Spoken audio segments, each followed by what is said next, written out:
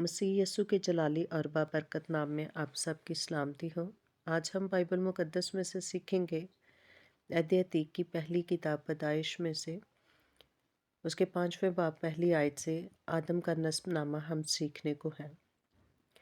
ये आदम का नस्बनामा है। जिस दिन खुदा ने आदम को पैदा किया तो उसे अपनी शबीह पर बनाया, नर और नारी उनको पैदा किया और उनको बरकत दी।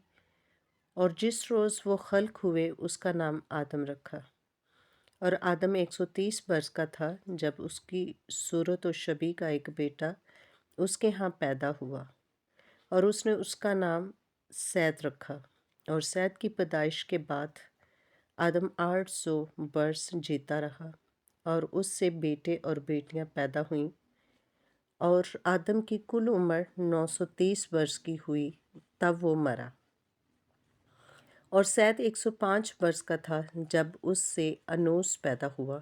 और अनोस की पैदाइश के बाद सैद 807 वर्ष जीता रहा और उससे बेटे और बेटियां पैदा हुईं।